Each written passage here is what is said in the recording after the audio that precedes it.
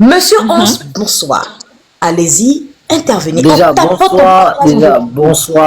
Bonsoir. Merci encore pour l'intervention de Maman Sheila. J'apprécie vraiment votre intervention et j'ai aimé la manière dont vous avez parlé, et puis vous avez aussi utilisé des mots bibliques. Et vous avez dit tout à l'heure, parce que pendant que vous êtes en train de parler, j'ai noté. Et la dame aussi qui a pris la parole avant vous. Merci, maman. Alors, voici, premièrement, pour ma part. Je reviens premièrement sur la question d'abord qui s'est posée en bas. Et depuis hier, je pense que je suis en train de poser cette question. Elle est celle-ci. Maman Blanche est décédée et l'histoire vient rebondir après 1 an, précisément. Vous avez dit tout à l'heure que c'est parce que dans votre coutume, chez vous, les femmes n'ont pas droit à la parole, j'ai pris la peine de noter, et c'est 3 mois après que l'histoire a commencé à refaire surface. La question que je me suis posée, et donc je pose encore aujourd'hui, on est tous africains et bantous. Lorsque on sait qu'on perd un être cher, une maman a perdu sa fille, vous l'avez souligné, vraiment c'est une douleur. Parce que moi-même qui vous parle, je suis orphelin de mère. Alors, pour une douleur, et la mère certainement se posait la question, mais qu'est-ce qui s'est passé? Parce que c'est les questions qu'elle se pose aujourd'hui. Alors, la question que je me suis posée, premièrement, pour quelqu'un, ou bien pour les personnes qui perdent leur très chère fille, mère et tante et pour autres, pourquoi c'est après précisément 1 an que l'affaire va refaire surface? Premièrement, 1 an, je note. Deuxièmement, pourquoi c'est juste après le mariage du pasteur Marcelo? Mon frère, avant de continuer, je voudrais... encore, s'il vous plaît. Maman Sheila, je vais vous laisser continuer. Maman Sheila, on va le laisser terminer. Voilà, et on va rebondir. Notez juste les questions. On va noter. Attendez, ça va être... Je lui dis ce soir là. Juste à côté. Parce que pendant que vous parlez, moi aussi je prends la peine de noter pour ne pas oublier. Est-ce que vous voyez? Ça c'est ma deuxième question. Alors, et lorsque nous voyons la justification du pasteur Marcelo en plein culte, à l'intérieur, il a initié l'affaire d'argent, l'affaire d'héritage. Et il a dit que par rapport à cela, il y avait, si c'est 250 millions de dollars, quelque chose qu'il voulait donner aux parents par rapport à l'héritage. Vous êtes d'accord avec moi? Nous tous nous avons suivi le culte, et le culte était en direct, c'est allé jusque sur les réseaux sociaux. Alors, j'essaie de faire un lien comme vous et moi. Vous êtes mère, je ne souhaite pas. Vous avez tout à l'heure, vous avez perdu quelqu'un ou bien l'un des membres de votre famille est parti. Je dis que pour des bantous que nous sommes, on ne peut pas attendre 1 an après pour pouvoir refaire surface de la mort de quelqu'un. Et pour une personne qu'on estime vraiment qui avait de l'estime pour nous. Je suis d'accord avec vous lorsque vous avez dit ces 3 mois, c'est selon l'analyse. Et on sait que les personnes qui se présentent sur les réseaux sociaux, c'est le monsieur qui se trouve en Afrique du Sud, si je ne me trompe. Et c'est normal parce que c'est un homme, c'est lui qui vient simplement refaire encore surface par rapport aux propos, par rapport à la mort de sa soeur, si je ne me trompe. Mais écoutez-moi, madame, pour des personnes réellement qui voulaient savoir la vérité, qui voulaient vraiment, pour ma part, qui voulaient vraiment savoir ce qui s'est passé, lorsque la personne meurt, on ne peut pas attendre 12 mois après pour venir revendiquer, pour dire que voici le problème. 3 mois, après je suis d'accord, mais après 3 mois, il y a 6 mois qui viennent après, il y a 7 mois qui viennent après. Est-ce que la coutume de chez vous, pas jusqu'à 9 à 10 mois? Je ne suis pas d'accord. Ça, c'est premièrement, si moi j'étais l'un des membres de Maman Blanche, je devais simplement commencer après les 1 an, puisqu'il n'est pas clair. D'après les réseaux sociaux, l'acte de décès n'a pas été clair, tellement de choses n'ont pas été claires. Je pense qu'à partir de là, à cet instant, on devait juste attendre après l'enterrement, et après l'enterrement, ou même avant l'enterrement. Parce que déjà, on ne peut pas accepter l'enterrement d'un corps s'il n'y a pas une vérité claire. On va dire le pasteur Marcelo a certainement enterré, je ne sais pas comment ça s'est passé, mais même s'il y a eu l'enterrement, mais après cela, on ne peut pas attendre 9 mois plus tard, ou je dirais même 12 mois plus tard, pour pouvoir rebondir sur l'affaire. Premièrement. Monsieur Hans, on va rester d'abord. Non, attendez. Monsieur Hans, on va refaire la chronologie des faits. Si vous permettez, on va déjà rebondir sur la première question capitale que vous avez posée. Je vais essayer de refaire un peu le trajet de l'affaire Maman Blanche Tounassi. On va aller tout doucement, mais on aura besoin de votre participation, s'il vous plaît. Parce que c'est pas un jeu ici, personne n'a le monopole de la vérité, personne ne connaît tous les tenants et les aboutissants, à part Dieu, qui est le suprême, qui connaît le fond, la profondeur de cette histoire. Nous sommes en train de relayer par rapport aux informations qu'on nous a données sur la place publique. Maman Blanche a Djakon. Les commentaires, on a besoin de votre intervention aussi. C'est une participation collective. Maman Blanche a Djakon. S'il vous plaît, on va aller doucement. Monsieur Ons a posé une question, on va répondre à Monsieur Ons. Maman Blanche est partie quand a quitté la terre des hommes en quel mois? On va aller doucement. Les commentaires, s'il vous plaît. Les commentaires, s'il vous plaît. 6e mois, 2025, si je ne me trompe pas. Non, 24. 6e mois 2025. Non, 24, 2024, papa. 2024. 2024. On va aller dans les oui, c'est 2024. Oui, c'est vrai, ça. Notez de votre côté. 2024. Il faut noter. Il faut noter. Vous êtes là pour défendre le pasteur. On va aller doucement. Une fois que Maman Blanche est partie, le deuil prend combien de temps chez nous, les Africains? On va aller doucement. La dame a dit 3 mois. Non. Laissez d'abord la dame. On est tous africains. On va aller de manière générale. Parce que là, c'est le contexte ethnique. Là, elle a parlé en tant que Kassai.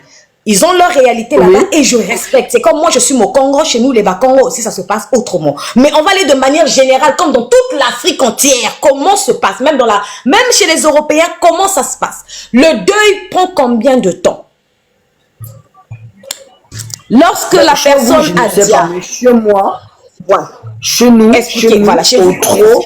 au trop, c'est 2 mois. 2 mois, 1 mois. On a fini avec on a d'abord 1 mois. 1 mois. Ok, on a d'abord... Coucou maman, voilà. On a 1 mois pour gérer tout ce qui a géré le décès et tout. Et après, on a encore la période de deuil. Après, on va faire le retrait de deuil. Et après... Exact. Voilà. On va aller plus en vrai, comprendre pourquoi je suis en train de revenir sur la chronologie des faits. Qui a organisé les obsèques de Maman Blanche Tounassi? Qui a organisé les obsèques de Maman Blanche Tounassi? On va aller doucement. Non. Monsieur Hans, vous allez nous aider à répondre. Pardon, vous ne pouvez pas nous faire ça.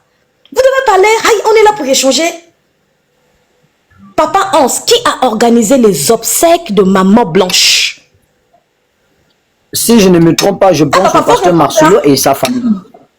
Oui, je reprends, maman. Je suis avec vous. Non. Vous êtes sur les réseaux.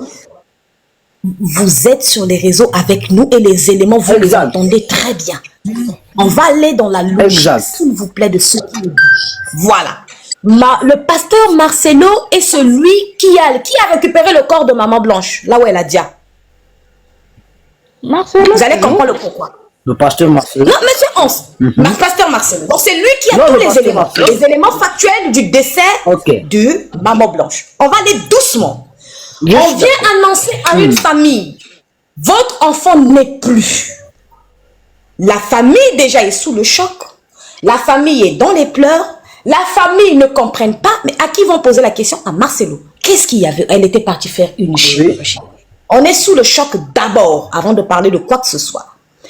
Qui gère les obsèques, qui décide des jours, des dates, c'est Marcelo. C'est lui qui fait ce qu'il a fait. C'était sa femme. Il gère le mouvement au calme. 1 mois plus tard, ou bien les 40 jours quand ça arrive, comme on fait chez nous, il y a le retrait de deuil. Le retrait de deuil, qu'est-ce qui se passe? Le temps aussi est passé, donc entre tout ce qu'il y a eu à se faire, donc disons peut-être 2 mois aussi, 2 mois. 40 jours plus les 10 jours peut-être dans l'organisation et tout ce qu'il y avait. 40 jours et 1 mois et demi. Voilà. Marcelo va se reposer pendant combien de temps? Dans les commentaires, il part pendant combien de temps pour se reposer? À Barcelone, on l'a tous vu ici. Monsieur Hans, vous étiez dans l'affaire, vous connaissez. Marcelo est parti combien de temps? Non, là, je ne connais pas vraiment le nombre exact. Donc, si vous pouvez aussi m'édifier. Dans les commentaires, s'il vous plaît, on va faire la chronologie des faits avec Monsieur Ons, le défenseur de Papa Marcelo. Pour moi, c'est même pas un pasteur, c'est un papa seulement. Je l'appelais papa par respect. Dans les commentaires, Marcelo est parti combien de temps à Barcelone? S'il vous plaît. On va aller doucement, hein. S'il vous plaît. Marcelo est parti combien de temps à Barcelone? Vous êtes venu nous poser la question ici à Haute Intelligible, voir pourquoi une année seulement cette famille sort. Exactement. Vous allez comprendre le pourquoi. Exactement. Et on va vous faire comprendre des éléments factuels. Marcelo est parti combien de temps à Barcelone? S'il fait les mamans dans les commentaires. On va aller et on va comprendre ce qui s'est passé par la suite. Vous allez comprendre qu'on a affaire ici. Même vous êtes manipulé par votre propre pasteur. Vous ne vous rendez pas compte. Marcelo part en vacances. Un bon bout de temps aussi. Les commentaires. Est-ce que quelqu'un a la réponse, s'il vous plaît? Après ces vacances, il rentre.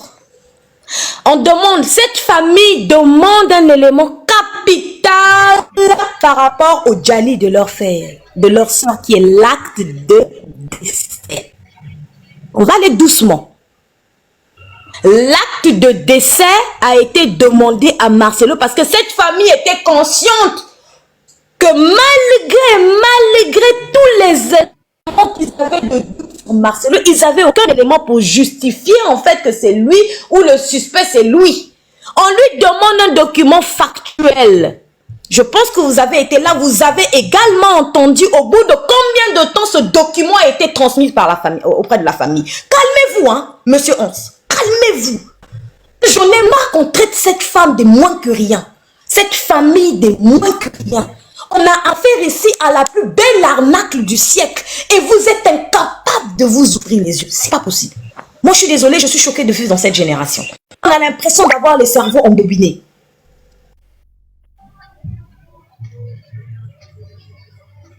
Et encore, la famille demande l'acte de décès à Marcelo. Marcelo va dans tous les sens, il bloque, c'est lui qui décide. Il a d'abord décidé du jour que le corps devait être rapatrié parce qu'il a des relations et il a dit à Haute Intelligible, voir, c'est choquant. Il a décidé de comment les obsèques devaient être organisées. Vous avez vu ce qui a été... Les décisions venaient de lui. C'est choquant. Et nous, Africains, nous, Blackies, on est incapable de se lever unanimement pour interpeller Marcelo. On est là dans les défenses parce que c'est... On parle de quoi qui? Ce pasteur, si c'était réellement un homme, comme on dit, un homme conscient, il devait mettre en lumière tous les éléments, tous les faits logiques de comment les choses se sont déroulées. On arrive ici, regardez comment les choses se passent. C'est la première fois de l'histoire que j'entende qu'un corps n'a pas été ouvert. Dans la précipitation, cette famille allait voir leur enfant. Et nous, communauté internationale, on s'assoit aveuglement borné parce qu'il tient entre ses mains une Bible. Mais on va où là? On se rend compte dans quoi on mène nos enfants? On se rend compte dans quel danger nous laissons nos enfants? On se rend compte dans quelle bêtise nous sommes en train d'appauvrir notre continent? Ouvrons les cerveaux, s'il vous plaît, les mamans. Les papas, réveillons-nous. L'affaire Marcelo, c'est l'affaire la plus ridicule du siècle. Sans plutôt invectiver qui que ce soit, je suis désolée. La justice devait se saisir de cette affaire. Les acclameurs publics parlent, nous les profanes en la matière. Même les journalistes interviennent, les hommes de science s'expriment. Sous prétexte que c'est un ouin, on va le laisser continuer à vagabonder de gauche à droite et on va pointer du doigt cette famille qui a été patiente et même intelligente de ne pas se précipiter, sinon on les aurait lapidés. Parce que dans l'affaire Marcelo, la victime était Marcelo qui a perdu sa femme parce qu'on n'avait aucun élément. Si cette famille sortait 3 mois, vous et moi, de toute façon, nous sommes assis ici, nous sommes assis ici. Si cette famille osait sortir 3 mois pour parler que c'est lui qui a dit à cette femme, qui allait croire? Et comme a dit maman Sheila, c'est un élément important. On parle Marcelo est un communicateur, ne blaguez pas. Ce monsieur est un stratège. Quand je le vois intervenir, je dis, ouais, le gars s'y connaît passer l'information. On se pose la question sur les dernières vidéos de Maman Blanche. Je n'ai aucun problème avec mon mari. Est-ce que c'était pas déjà prémédité le dialyse de Maman Blanche? C'est la question qu'on devait se poser tous ici. Cette famille n'a eu tort de sortir une année plus tard. Une année plus tard, mais oui, on a l'esprit apaisé, on a l'œil beaucoup plus objectif. On refait, on prend les faits d'incohérence et heureusement. Et je remercie le bon Dieu, lui qui est maître de toutes choses, qui a permis que cette femme, il aille commettre l'erreur la plus grave, aller se marier pour justifier qu'il n'en avait plus rien à foutre de Maman Blanche. Vous pouvez pas partir, revenez ici. Monsieur Hans, attrapez-le, attrapez-le. Ya! Il peut pas partir. Il est où, monsieur Hans? Ya! Les parents, il est où? La famille, monsieur Hans est où? Mais pourquoi il est parti? Aïe! Mais qu'est-ce qui s'est passé? Monsieur Hans, vous devez revenir ici nous parler de Marcelo. Venez défendre Marcelo. Venez défendre Marcelo. Parce qu'on en a marre de vivre dans une planète. Il est parti où? On en a marre de vivre dans une société où nous avons des cerveaux constipés. Parce qu'on est en face de quelqu'un qui tient une Bible. Voilà pourquoi on abuse de vos enfants dans les églises. Voilà pourquoi on manipule vos mamans dans les églises. Voilà pourquoi on marchande la parole de Dieu. On marchande les bénédictions. Et ça se passe dans notre génération. Alors excusez-moi, mais je ne vais pas faire partie de ceux qui vont encourager. Je vais passer la parole à quelqu'un d'autre. Il y a Maman Rose qui est déjà intervenue. Il y a Maman Daddy qui était là. Maman Daddy, vous voulez intervenir? On vous laisse intervenir. Allez-y. Dites-nous ce que vous pensez de l'affaire Marcelo Tounassi. Vous voulez intervenir? Venez, nous allons échanger dans le respect, dans la paix. C'est la moindre des choses ici. Maman Daddy une fois, Maman Daddy deux fois, Maman Daddy trois fois. Je suis contraint de vous descendre. Voilà. Maman Kelele, bonsoir, une fois. Maman Kelele deux fois, Maman Kelele trois fois. Vous êtes là, vous voulez intervenir, Maman Kelele? Je suis contraint de vous descendre. Maman Moissi à Congo, Moissi à Braza, pardon. Maman Moissi à Braza une fois, Maman Moissi à Braza deux fois, Maman Moissi à Braza, bonsoir. Je sais qu'elle est toujours là. Moissi à Braza, pardon. Oui, on bonsoir, te laisse intervenir, ma belle. Bonsoir. Ça va, ça va. Très bien. Tu as peut-être descendu un peu trop vite les personnes, peut-être qu'elles n'arrivaient pas à ouvrir leur micro. J'ai eu du mal à l'ouvrir également.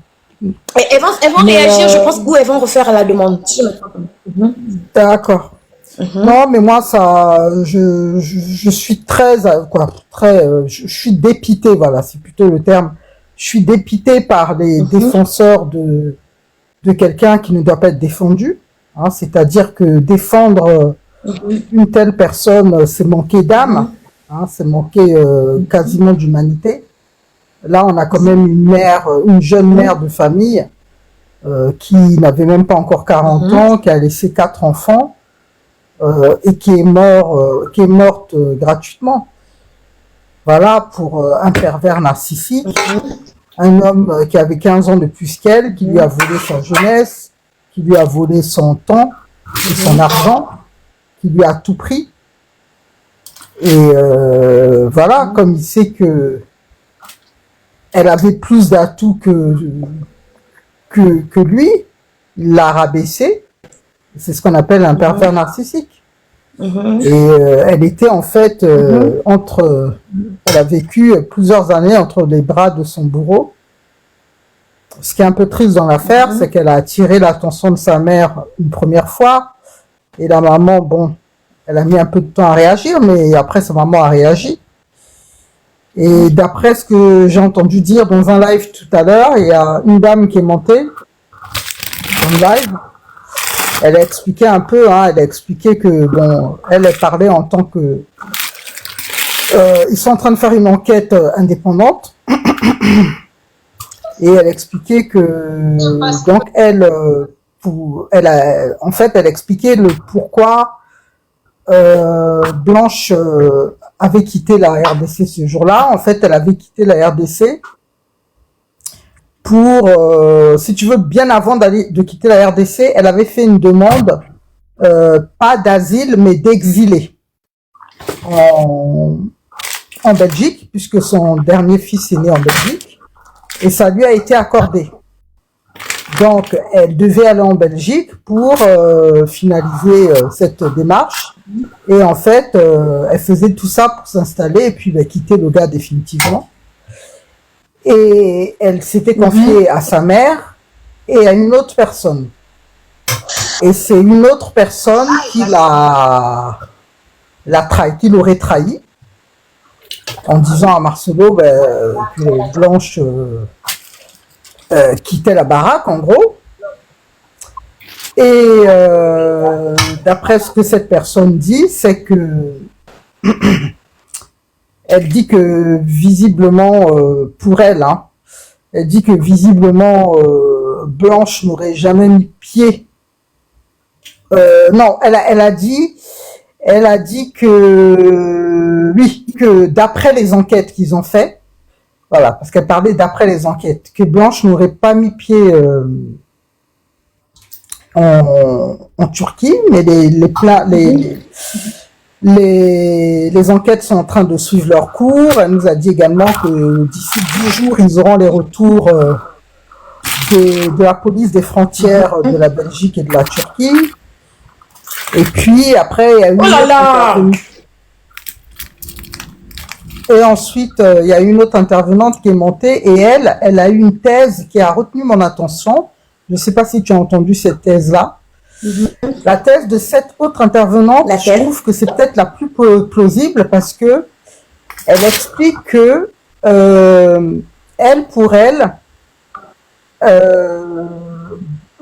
Blanche n'a pas été dia à l'étranger. Donc, elle s'est expliquée, elle a dit que pour elle, Blanche a été dia de manière avec des produits spécifiques pour l'affaiblir, mais elle n'était pas dia. C'est-à-dire qu'ils l'ont affaibli vraiment à un point et ils l'ont fait voyager en civière avec un médecin qui l'accompagnait. Tu peux voyager quand tu es gravement malade accompagné d'un médecin.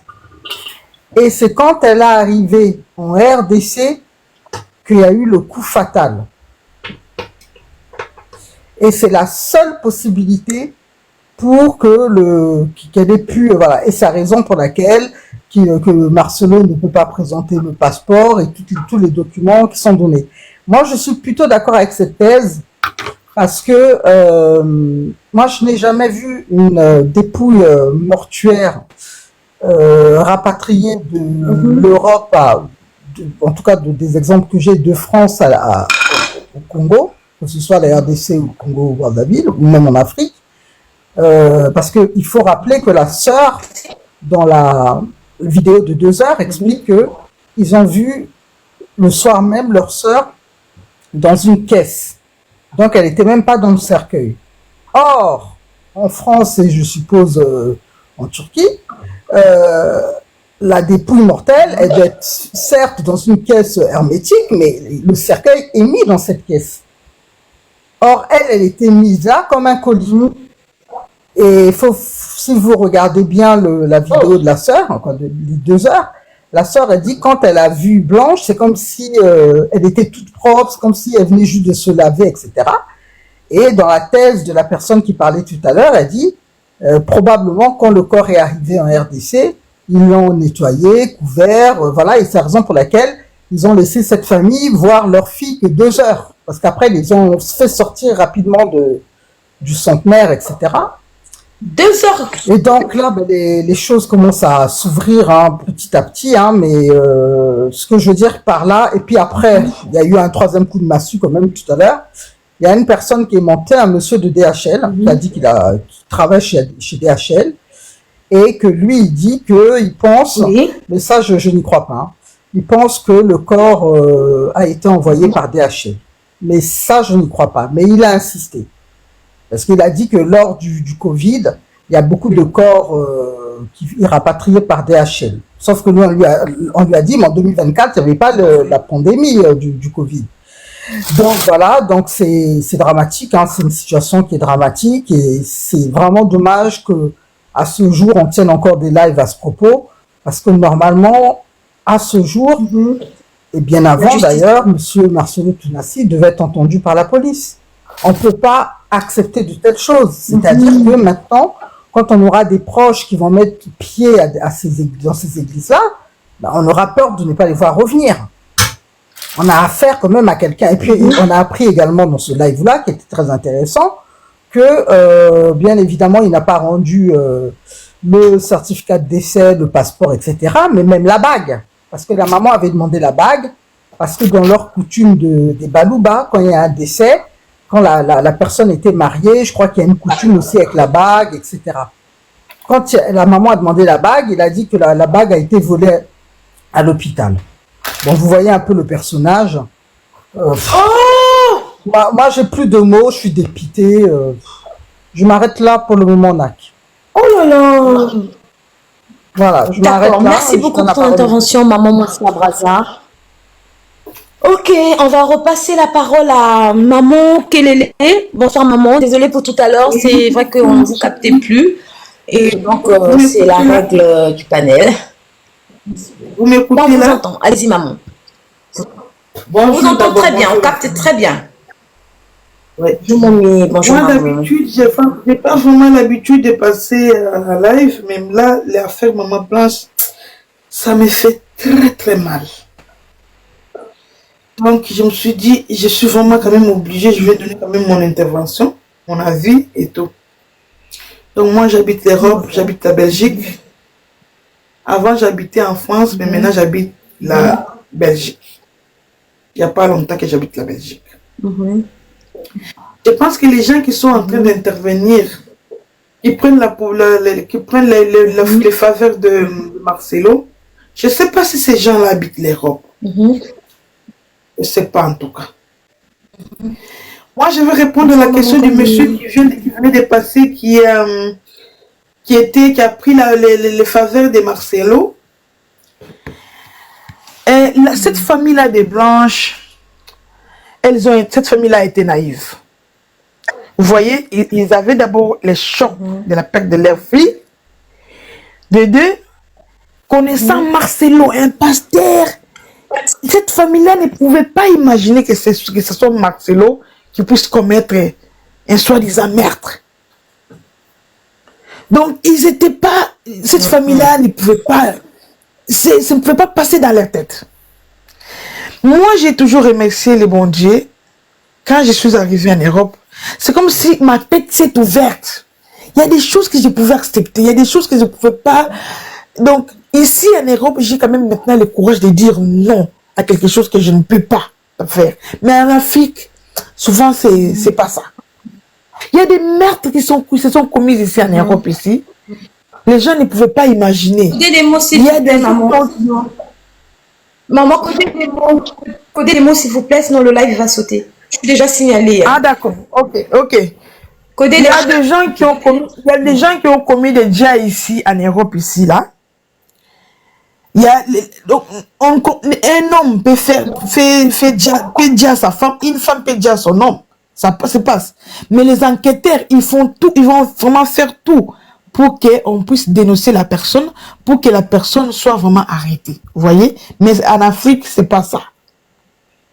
Il y a déjà un problème, il y a maintenant un djihad de l'homme, déjà. La dame, elle a été djihad. Il faut qu'il y ait des enquêtes. C'est obligatoire. Même si c'était Marcelo qui était parti avec la femme, et que c'est cette femme celle qui est rentrée. Non, on devait s'en prendre à la femme. Mais où est Marcelo? C'est normal. Mais maintenant là, dire que non, la famille, pourquoi attendre 1 an et tout? Ah non, ça ne passe pas. Déjà, moi j'ai été opéré, hein. Je sais comment ça se passe. On avait même oublié une compresse dedans qu'on m'avait opéré. On avait fait des enquêtes et tout. Il y a un rapport. Toute opération a un rapport. Chaque chirurgien, quand il finit de faire son opération, 30 minutes avant, c'est même avant 30 minutes, il a un rapport qu'il établit. Et voilà. La dame ou le médecin a été opéré de telle chose, telle maladie. L'opération a pris 1 heure ou 2 heures du temps. elle a saigné ou pas, elle a été transfusée ou pas, elle a été perfusée à tel médicament, elle a pris tel médicament, oh, l'ordonnance, voilà l'ordonnance. Il y a un rapport médical après l'opération. Toute opération dans le monde entier, il y a un rapport médical. Vous savez que les chirurgiens qui m'avaient même opéré, les chirurgiens qui m'avaient opéré avaient même bien mentionné que je suis désolé d'avoir oublié une compresse dans le ventre de madame. Il a accepté, elle a accepté. Oh! Elle a accepté. J'ai même les documents. Ça, je vous dis devant Dieu. Mais pourquoi vous avez pas... Tout s'est passé en France. Il y a un rapport médical après chaque opération. Et Marcelo, quand vous parlez d'abord des décès, des certificats de décès, d'abord, il faut d'abord demander les rapports médicaux. Qu'est-ce que le médecin chirurgien a écrit? Il a opéré quel truc? Qu'est-ce qu'il a fait? Quelle ordonnance a donné?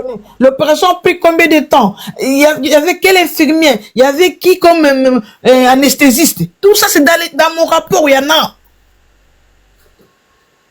Vous comprenez? Ça, c'est de 1. De 2. La famille vont aller porter plainte avec quel passeport? Ils vont aller demander en Turquie, ils vont demander qui? C'est quoi son identité? Il est où l'identité de bébé, de Blanche? Il n'y a pas de passeport.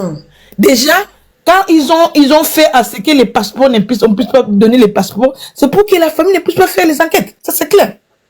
Vous allez en Turquie, débarquer en Turquie, oui, on vient faire l'enquête de M. Blanche, de Madame Blanche. On va vous demander l'identité de Blanche. Vous n'en avez pas. Ça, c'est de 1. De 2. Les certificats de décès, là, on n'en a même pas. Les téléphones, il n'y a pas. Vous ne voyez pas que c'est Marcelo est déjà présumé. Ça, c'est clair. Ce sont des choses clés que les enquêteurs exigent. Donnez-nous l'identité. Donnez-nous les passeports. Donnez-nous les rapports médicaux, les rapports de la salle d'opération, là. Donnez-nous les certificats du décès. Pour ça, là, il n'y a pas de données, là. La famille va aller réclamer quoi? Chez qui? Avec quel document en main? Maintenant, c'est ici en Europe. Là, il faut absolument tout déchirer, sinon la dame te met cochon. Parce qu'elle avait déjà joué. En Europe, ici,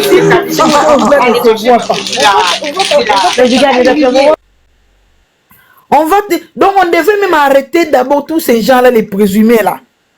Et y compris les premiers, ça serait Marcelo. Tu dois d'abord remettre tous ces documents-là. Si tous ces documents-là ne sont pas là, ça, tu as fait disparaître les preuves. C'est tout. Et tous ces enfants-là qui étaient partis accompagner leur maman, là, ils avaient tous être entendus. Hein? Vous n'allez même pas refuser devant la police. Oh non, je ne viens pas dire quoi. On va vous obliger. Vous allez dire, qu'est-ce que vous allez dire? On va tout écrire dans les fichiers. Voilà ce que mon intervention, c'est triste, mais il y a un rapport médical après chaque intervention. Moi, je suis témoin. J'ai des rapports après mon opération. Voilà, même si elle était déjà dans la salle d'opération, même si elle était déjà dans la salle d'opération, les chirurgiens vont écrire là-bas, voilà, elle a été déjà dans la salle d'opération. Parce qu'avant d'être opéré, on signe, on te demande. Même s'il arrivait quelque chose, même s'il arrivait que tu signes, oui, tu as signé. Donc le médecin ne va même pas craindre pour mettre ça dans son rapport. Parce qu'avant toute opération, la personne qui veut être opérée doit signer, et même si tu vas déjà, tu es obligé de signer. On signe déjà avant d'être dans la salle d'op. Vous comprenez? D'accord, maintenant. Bonne soirée. Exactement, maman. Merci. Bonne soirée, maman. Bonne soirée. Merci pour ton intervention. Est-ce qu'il y a quelqu'un? Il y a maman Rose qui était remontée, qui avait une mention tout à l'heure. Ben, maman Rose, on va vous repasser la parole et après, on va passer à maman Sheila. Nous allons descendre chez maman Annie. Merci beaucoup. Merci encore. Bonsoir à maman tout le monde. Oui, vous m'entendez? Allô? On vous entend parfaitement. Bien reçu. Ouais. On vous entend très bien, maman. Oui, c'est que la maman vient de dire, c'est très important. Parce que d'abord, il y a toujours un rapport médical après, déjà pas seulement pour l'opération. Dès qu'on va chez le médecin, tout est enregistré, tout est écrit. De la première consultation, s'il y a l'opération, on écrit tout. C'est le rapport médical de Blanche et où. Le rapport parce que si Marcelo est honnête, il devait ramener ce rapport à la famille de Blanche, à la maman de Blanche, dire que bon, maman, voilà, ça vient de l'hôpital. Parce que le médecin, tout médecin qui opère, après cette opération-là, il y a tout. Tout est bien écrit. Tout est bien enregistré. On a un cas là où on ne sait même pas quand est-ce qu'elle a été hospitalisée et déjà la procédure. Quand Blanche est décédée, lui, Marcelo dit que non, lui, il était au 7e étage, sa femme était dans la salle d'opération. Et le parfum, je ne sais pas comment le parfum de Blanche, comment il s'est monté au 7e étage, je ne comprends pas, je ne sais pas, c'est spirituel, je ne sais pas. Mais il a senti le parfum de Blanche. Et puis il dit que non, l'esprit lui a dit qu'elle est morte. Et puis Marcelo va se retrouver avec Blanche décédée. Il va prier pendant 4 heures pour essayer de la ressusciter. Mais ça, c'est du faux. Moi, je vais dire ceci. Vous savez, quand une personne décède, et la mort de Blanche, elle n'était pas malade, on dit que c'est une petite opération. On attend 6 heures. Le corps là, on le met pendant 6 heures. C'est le médecin légiste qui vient, qui constate et qui confirme la mort de quelqu'un. Nous ne sommes pas en Afrique. La Turquie, c'est pas en Afrique. Oui, le Djali de quelqu'un. Le Djali. Ouais, c'est le médecin légiste qui le fait. Ce n'est pas l'autre là morte. Non, c'est le médecin légiste. Maintenant, il n'a qu'à nous donner le papier, le vrai, l'attestation vraie que le médecin légiste avait signé. Il n'a qu'à donner ça à la famille. Et vous savez, des gens, une petite histoire, j'ai une petite expérience. J'étais mariée à un homme qui était un peu comme lui.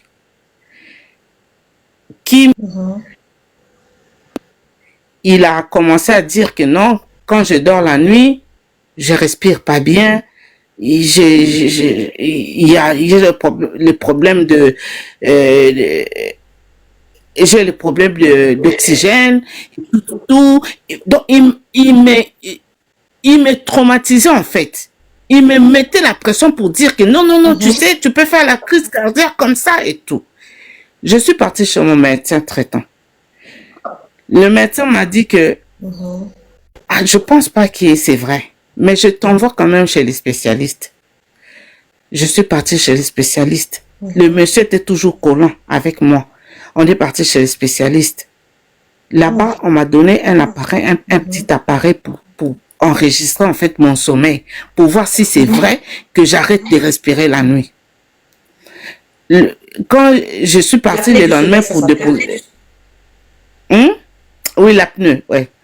Je suis partie remettre l'appareil. Ouais, et le médecin ils vont regarder, ils ont dit non, j'ai pas de problème.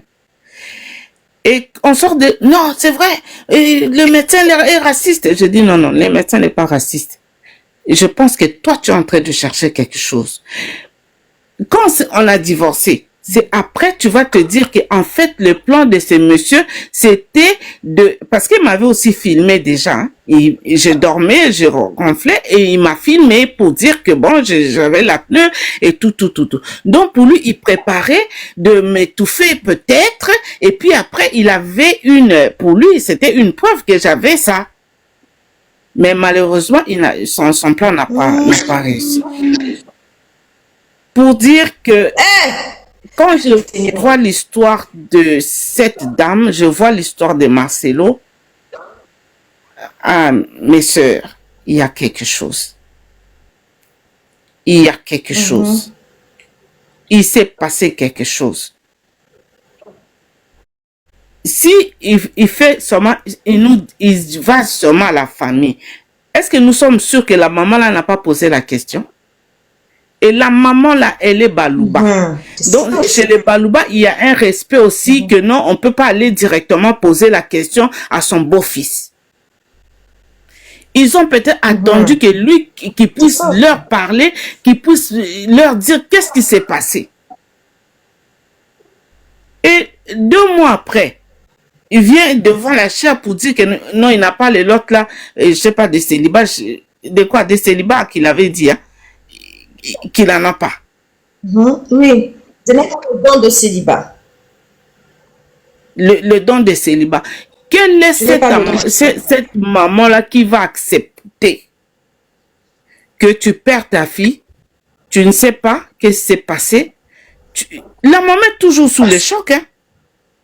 Elle est sous le choc. Elle ne sait pas ce qui s'est passé. Elle ne peut pas faire son deuil. Ça m'étonne de voir les gens qui viennent là, qui disent que non, de défendre même la personne. On ne peut même pas le défendre parce que si au moins il vient avec des choses claires, bon, voilà le rapport de médecin, c'est ça, bon, voilà ce qui s'est passé. Il a déjà à telle heure, 9h ou 9h30, parce que tout est écrit. Tout, on écrit tout.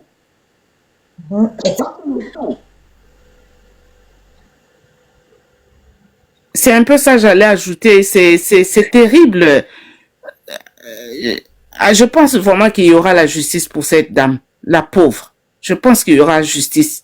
Ne fût-ce que pour sa maman, afin qu'elle puisse faire son deuil.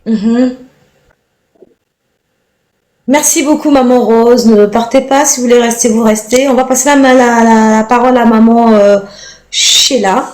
Maman Sheila, vous voulez renchérir, rajouter quand même des éléments. Oui, vous voulez partager avec nous ce panel. Vous êtes bien. Allez-y, maman. Oui. En fait, moi, je voulais...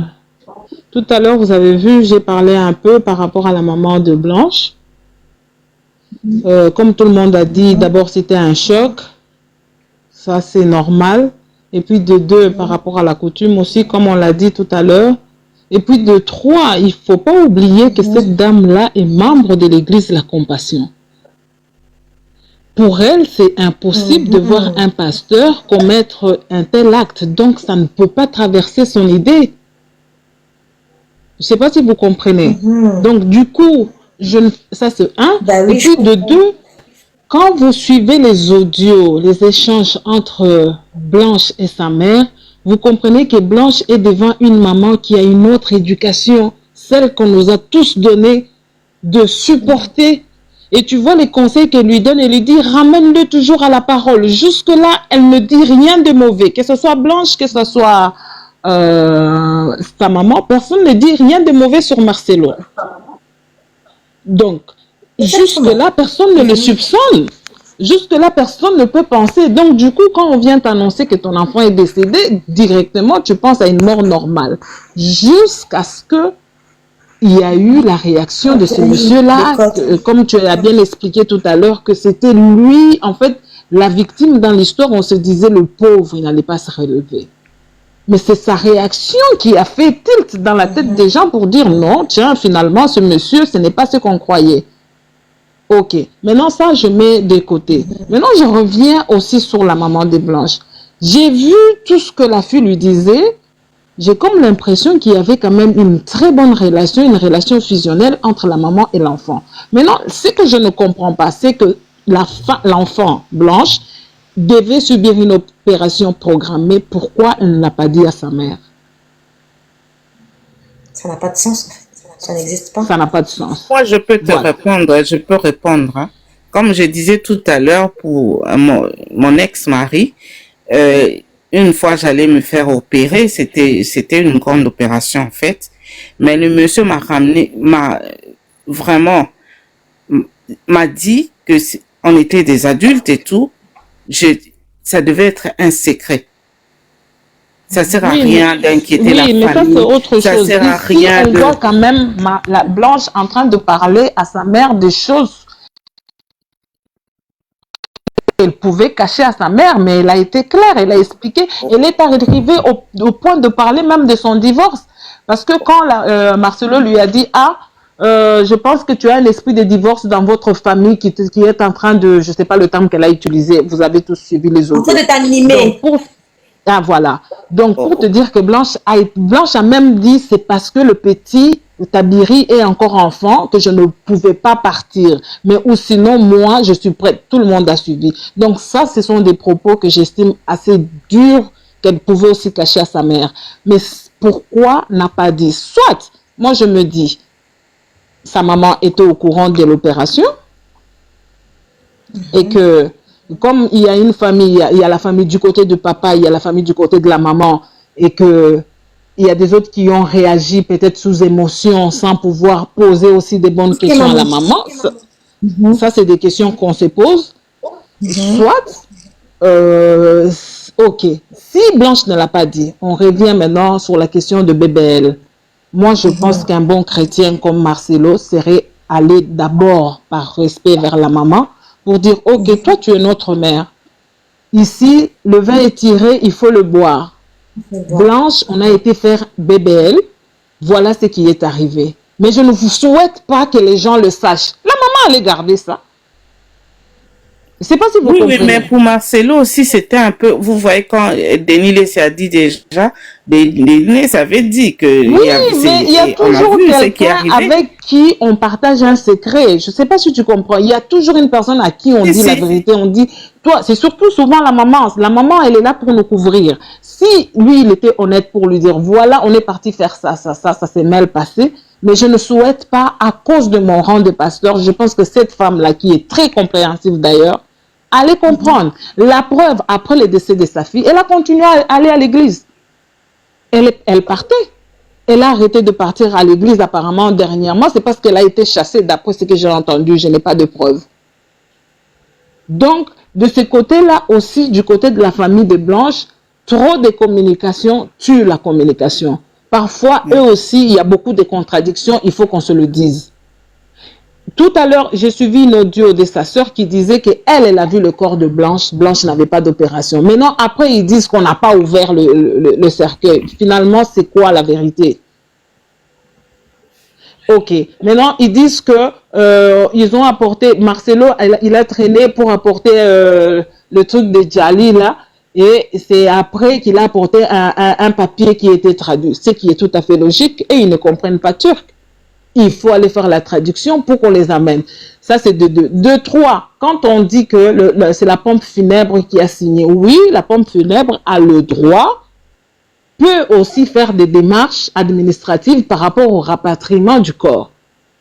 Je sais parce que je l'ai déjà vécu. Ça, c'est ça aussi. Et puis, il ne faut pas oublier qu'il y a une barrière de langue. Marcelo ne parle pas turc. Il fallait qu'il se confie en quelqu'un qui parle leur langue. Moi, je trouve que cet aspect-là, pour moi, hein, je trouve que c'est un peu logique. Maintenant, elle est morte de quoi? On ne sait pas. Maintenant, si les gens analysent de leur façon, on attend aussi pour voir, mais il ne faudrait pas qu'on soit aussi dans les analyses un peu trop sentimentales. Il faut qu'on prenne les pour et les contre, qu'on vérifie. Vous avez dit ici, par rapport à la chirurgie, il faut attendre 6 heures. Lui-même l'a dit, qu'il a attendu plusieurs heures. On ne montait pas le corps. Et c'est quand il a commencé à soupçonner, et il a attendu, parce que normalement ça devait faire 30 minutes, si c'est 40 minutes, mais ça a pris plus d'heures. Et jusqu'à ce qu'il a senti l'odeur de sa femme, il a compris qu'il s'est passé quelque chose de mauvais. Et c'est là qu'on lui a annoncé, mais c'était bien plus tard, on est d'accord. Bon, ça on met de côté. Mais après cela, Là où moi je n'ai pas compris, c'est qu'il a dit j'ai pris le corps de ma femme pour prier. Après, dans son discours, il a dit moi, on m'a demandé de prier pour qu'elle puisse se réveiller. J'ai dit aux gens, ne le faites pas parce que je l'ai déjà fait. J'ai pleuré des jours et des jours. À quel moment il a pleuré des jours et des jours puisque lui, il est venu juste le lendemain avec le corps de sa femme décédée. À quel moment il a prié des jours et des jours? Est-ce qu'il parlait de la Turquie? Est-ce qu'il parlait d'où? Ça, je ne sais pas. Et comme on a parlé tout à l'heure, on a dit pour son enterrement, c'est lui qui a décidé. Apparemment, ils sont arrivés ici, ils sont arrivés à Kinshasa mercredi. Vendredi, ils voulaient déjà l'enterrer. C'est sa sœur qui a dit non, on ne peut pas faire ça trop rapidement comme ça. Donc tout ça là, ça trottinait dans la tête des gens. Donc moi je pense que la famille déjà du côté du papa et de la maman de notre sœur doivent s'asseoir, essayer de mettre en commun toutes les preuves et déléguer une personne qui puisse parler au nom de la famille. Parce qu'il y a tellement de versions que nous aussi ça nous embrouille. C'est tout ce que j'avais à dire. Merci Maman Rose, vous voulez intervenir? Sinon, laisse passer un audio que je veux vous faire écouter. Comme ça, on a des informations et on renchérit sur les informations que nous avons. Et on va avancer positivement. Tous les cas, on tapote s'il vous plaît, on partage. Merci aux mamans Amazon qui sont présentes. Merci pour les tapotages, merci pour les partages, merci pour l'organisation du panel. Allez, tous les cas. On écoute notre fameux pasteur. Rien dans vos vies, avec des vidéos, avec des audios, mais rien dans vos vies. Vous entrez pécheur et vous sortez pécheur, avec des vidéos, avec des audios, mais rien dans vos vies.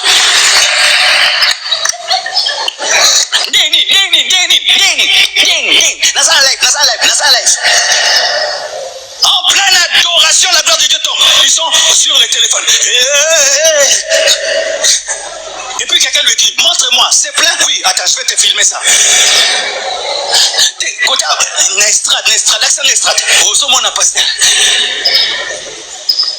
Avec des vidéos, avec des audios.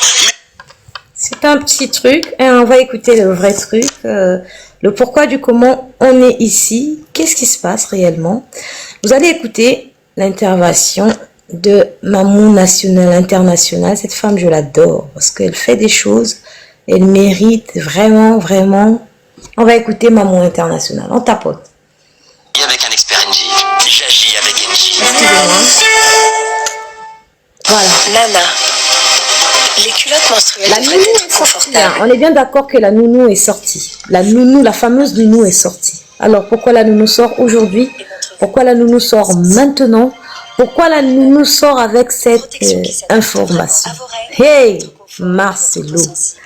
Marcelo va faire tomber le nombre de partout. Pasteur Marcelo. Marie, quand il t'a choisi, il y avait des bouts. Il n'est pas allé là-bas. Il est allé chez toi qui était. Maintenant, tu entres dans le mariage. Maintenant, tu deviens bou. C'est une escroquerie. Est-ce que vous entendez? Vous comprenez le sens de son ironie? Regardez Esther comment elle est. Regardez comment Maman Blanche était devenue. Et regardez comment on avait épousé Maman Blanche. On avance, on va avancer. Un jour, un homme prend la photo de sa femme. Il se promène avec. Où est ma femme? Où est ma femme? Sa femme est là. Oh, chérie, je suis là. Non, celle que j'ai épousée. Où est-elle? Où est-elle? Où est-elle? Tu es où? Tu es où? Poulia. Une femme qui entend ça